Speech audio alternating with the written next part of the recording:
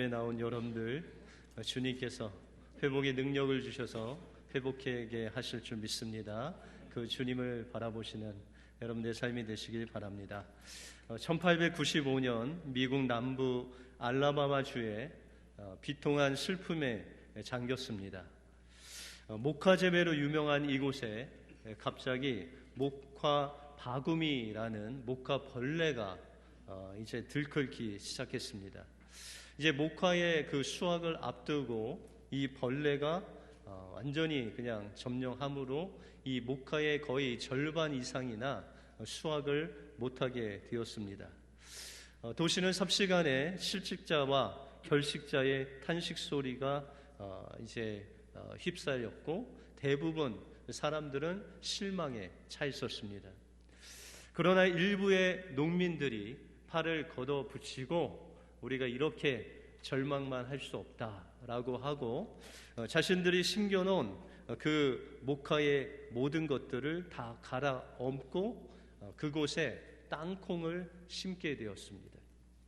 그리고 그 절망의 땅에 희망의 씨앗을 뿌린 결과 20년 후에 땅콩의 수도로 불릴 만큼 풍요로운 도시로 그 도시가 바뀌었습니다. 그래서 그 마을의 입구에 세워진 이 목화 바구미라는 기념탑을 세웠습니다. 그리고 그곳에 이렇게 기록해 놓았습니다. 우리는 목화 바구미에 감사합니다. 그날의 시련이 없었더라면 우리는 오늘의 풍요를 누릴 수 없었을 것입니다. 목화 벌레여 그들이 준 고난에 감사하노라 라고 기념을 해서 그곳에 적어 놓았다는 것입니다. 우리가 시련을 만날 때 그 당시는 소망이 없어 보이고 또한 절망 가운데 살아갈 수밖에 없지만 하나님께서는 그 시련을 통해서 하나님께서 예비하신 풍성한 은혜를 우리에게 주시고자 하는 것입니다.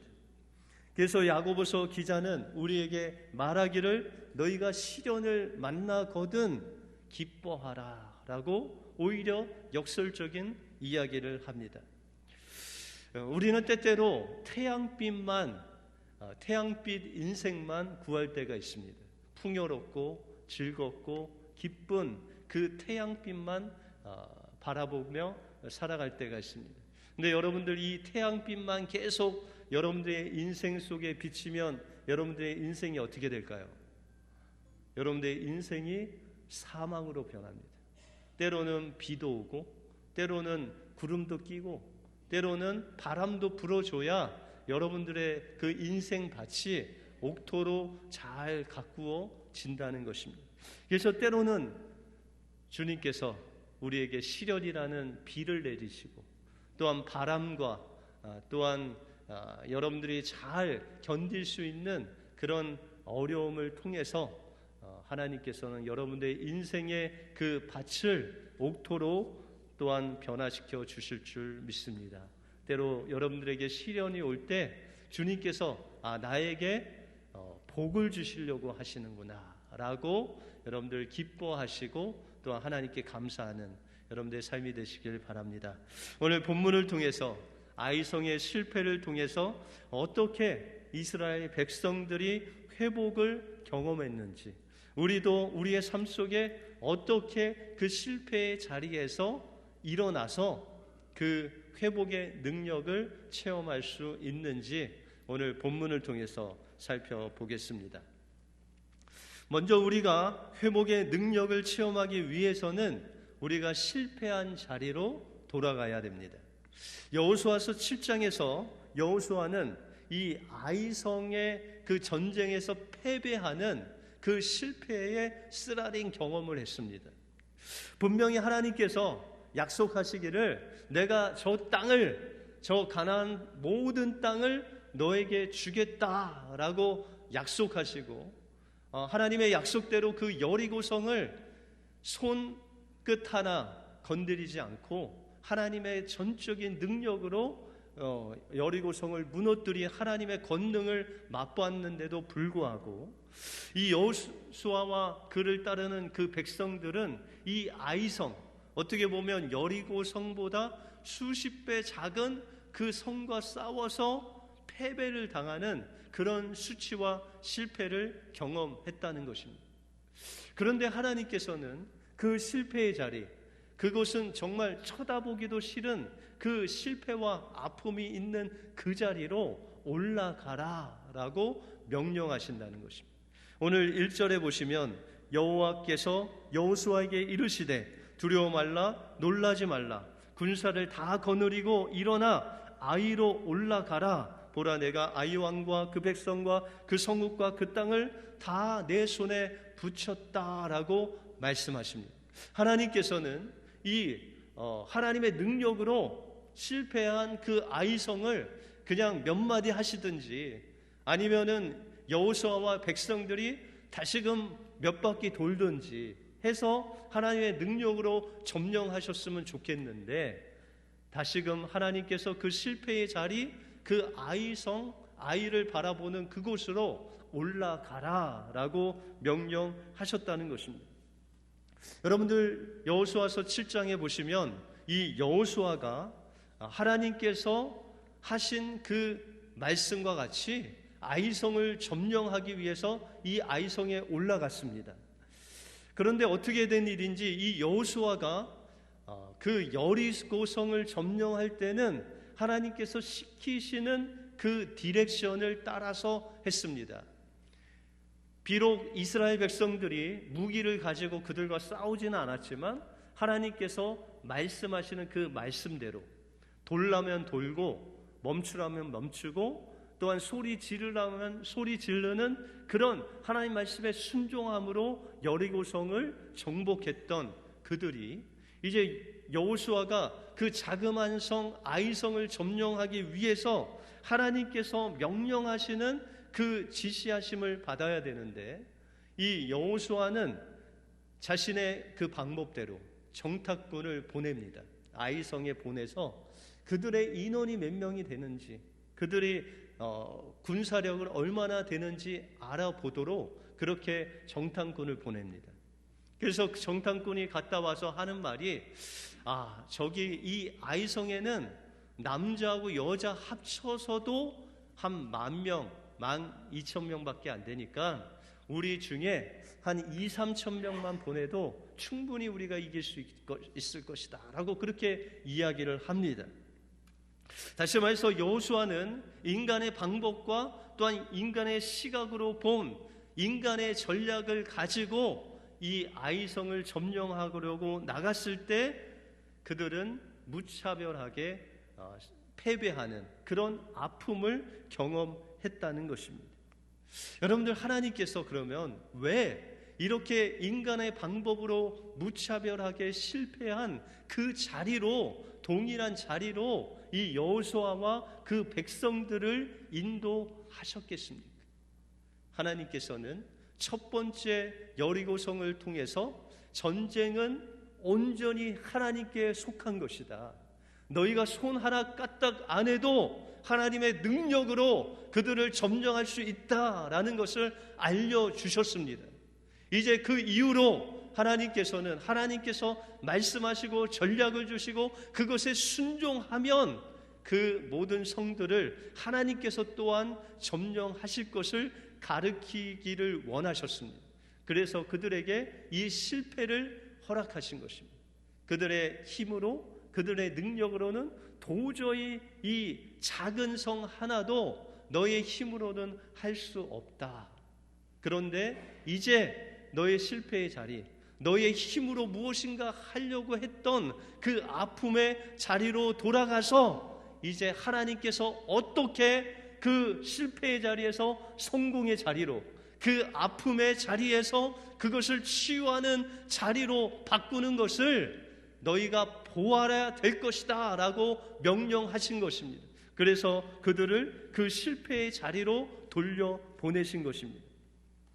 우리가 복음서에 보시면 예수님께서 이 제자들에게 십자가를 지시기 전에 명령을 하나 하십니다. 그것은 바로 예수 그리스도께서 십자가에서 죽으시고 부활하셔서 첫 번째로 그 갈릴리에서 너희를 만날 것이다 라고 약속하셨습니다. 여러분들, 이 제자들을 부르신 장소가 바로 갈릴리였습니다. 그런데 예수님께서 이 제자들과 3년 반 동안 공생애를 하시면서 누차 그들에게 말씀하시기를, 내가 고난을 받고 십자가에 죽은 후에 3일 만에 부활하여야 될 것이다 라는 하나님께서 예수님에게 또한 제자들에게 명령하시고 부탁하신 그 십자가 사역, 그 부활의 능력을 너희가 경험할 것이다 라는 말씀을 누차 제자들에게 3년 반 동안 말씀하셨습니다. 그리고 그들에게 병 고치는 그런 모습을 보여주시고 복음을 전하는 모습을 보여주시고 귀신이 떠나가고 하나님의 놀라운 역사를 보여주시면서 주님께서 바로 이 땅에 많은 백성들을, 죽어가는 심령들을 구하러 온 메시아다라고 제자들에게 말씀하셨던 것입니다. 그런데 이제 제자들이 예수님의 그 클라이막스, 그 사역인 그 십자가를 질 때 제자들이 하나도 빼놓지 않고 도망했다는 거예요. 어떤 제자는 예수님과 함께 잠을 자다가 겉옷을 입지 못하고 그냥 이불만 걸치고 도망가는 그런 제자들도 있었습니다. 그러나 끝까지 남은 그 베드로는 내가 죽을지언정 주님을 쫓아간다고 했지만 마지막에 가서는 예수님을 부인하고 맹세하며 저주하며 예수님을 떠났던 그 모든 제자들, 그 실패한 제자들에게 주님께서는 그 부르신 그 자리, 그 갈릴리의 자리로 부르시고 초청하시는 주님의 모습을 우리가 볼 수 있다는 것입니다. 여러분들, 그 갈릴리라는 그 장소는 예수님이 제자들 처음 만나신 곳이지만 이제 제자들의 마음속에는 그곳이 실패의 장소요, 상처가 된 그 자리로 주님께서 부르셨다는 것입니다. 왜요? 그곳에서 이제는 너의 힘과 능력으로 나를 쫓을 수 없고 이제 부활한 나를 믿는 그 믿음으로 나를 쫓을 때 너희는 진정한 나의 제자가 된다는 것을 가르쳐 주시기 위해서 실패의 자리, 아픔의 자리로 그 제자들을 인도하신 것입니다.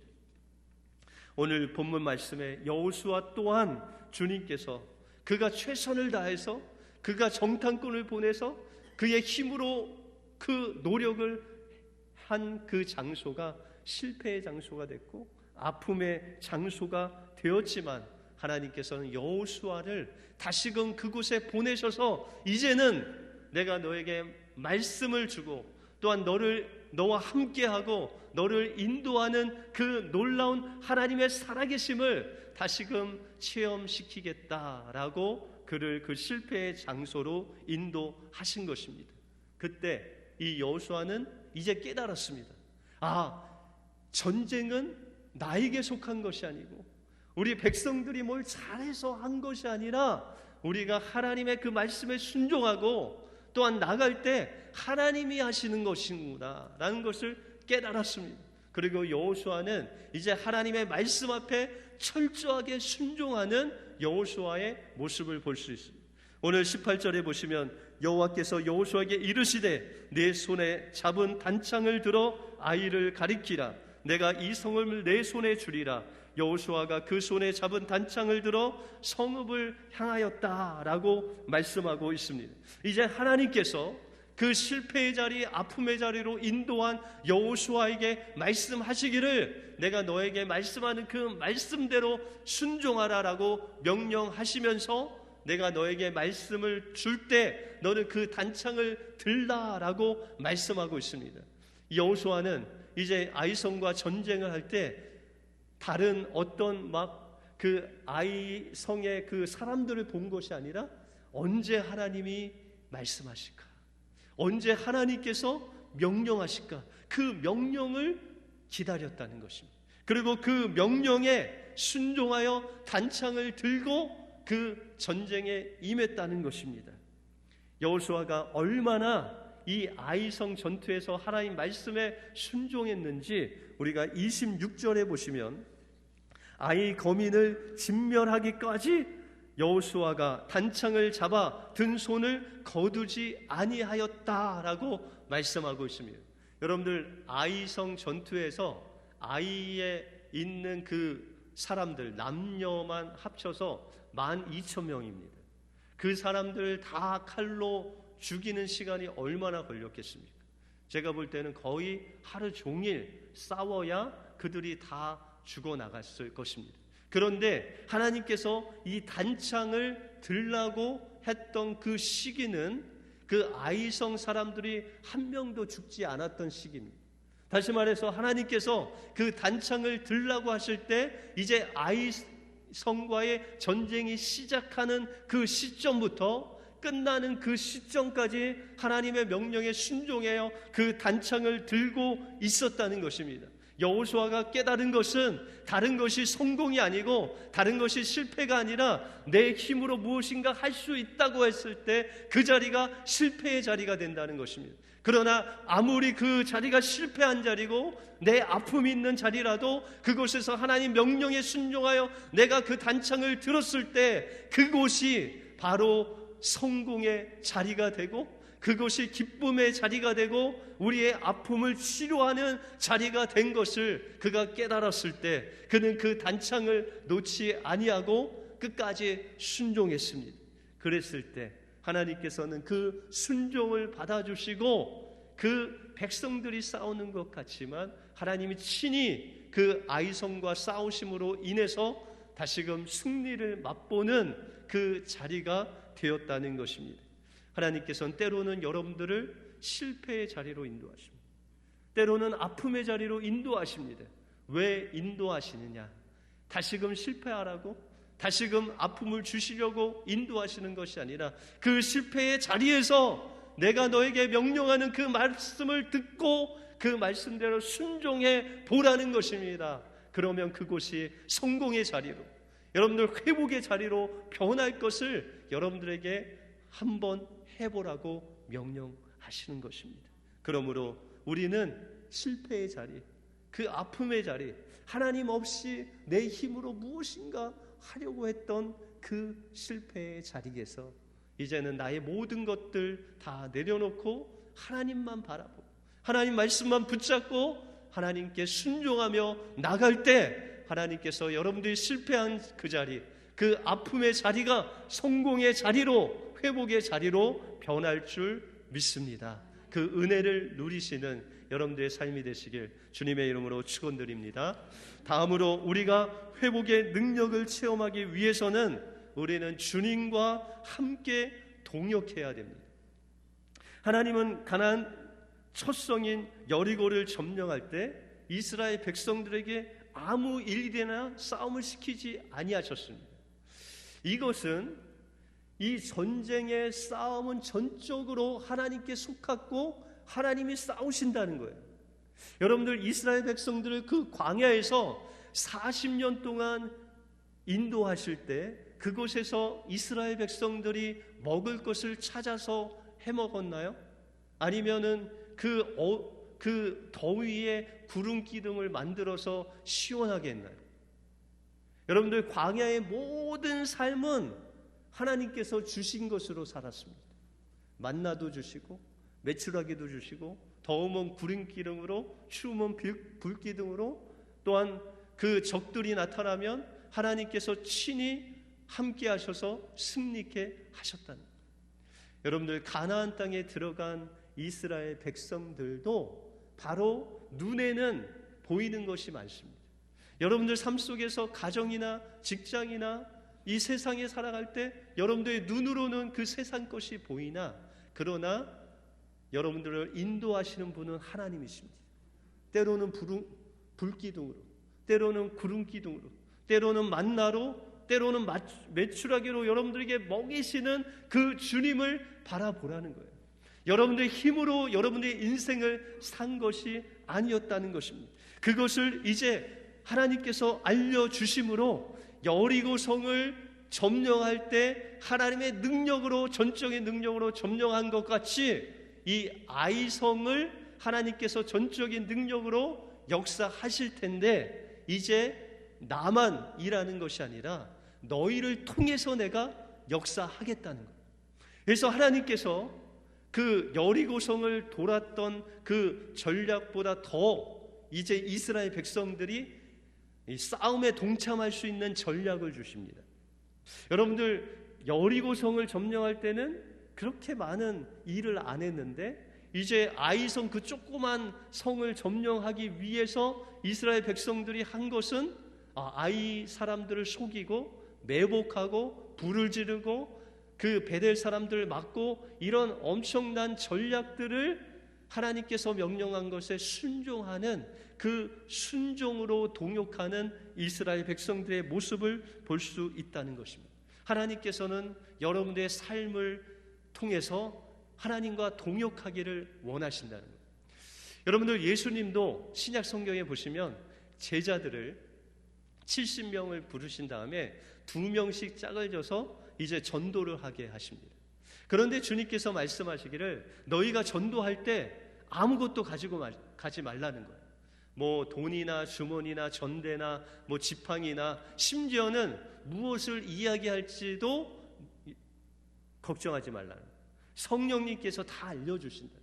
그래서 제자들이 나가서 복음을 전하고 또한 예수님의 이름으로 귀신을 쫓았는데 그 예수님의 이름의 권세로 귀신이 쫓아가고 또한 병 고침을 받고 사람들이 복음을 받아들여 주님을 믿는 놀라운 역사가 막 일어나는 거예요. 그래서 기뻐서 그 제자들이 돌아와서 주님께, 주님, 저희가 주님의 이름으로 귀신도 쫓고 병도 고치고 하나님의 놀라운 역사를 체험했습니다. 예수님께서 첫 번째 그 전도 사역, 선교 사역을 통해서 그들에게 알려주시고자 하는 것은 바로 너의 전도의 모든 것들이 바로 내가 한 것이다. 너희가 한 것이 아니다. 여러분들, 제자들이 뭐 한 거 있습니까? 뭐 가져가기를 했습니까? 뭐 위험한 상황 속에서 칼을 들어서 그 자신을 보호했습니까? 그런 모든 것들을 안 했어요. 하나님이 하셨다는 것을 알려주신 거예요. 그런데 누가복음 22장에 보시면은 똑같은 상황 속에서 제자를 보내시면서 말씀하시기를 이제는 너희가 그 전대나 주머니를 준비해라. 칼이 없는 사람은 너희의 옷을 팔아서라도 칼을 준비하라. 너희를 보호하라는 거예요, 스스로. 그리고 보내십니다. 여러분들, 어떤 차이입니까? 이제 첫 번째 보내심을 통해서 이제 너희가 전도하고 너희가 세상 속에서 살아갈 때 그 주님의 놀라운 역사를 이루는데 그것은 전적으로 내가 하는 것이다, 너희가 하는 것이 아니다 라고 말씀하시면서 이제 너희가 준비해서 나갈 때에도 너희가 하는 것이 아니라 내가 하는 것이다 라는 것을 알려주신 것입니다. 여러분들이 가정에 살 때에도 직장에 살 때에도 여러분들이 무엇인가 하는 것이 아니라 그 속에서도 주님이 함께 하신다는 것입니다. 하나님이 일하신다는 것입니다. 하나님이 동행하신다는 것입니다. 그것을 믿으라는 것입니다. 여러분들, 아이성을 통해서 하나님께서 그들에게 배우고자 하게 하신 것이 무엇이냐면 너희가 나와 동행하지만 동역하지만 그 모든 발걸음을 인도하신 분이 바로 하나님이시다라는 것을 알려주시고 있다는 것입니다.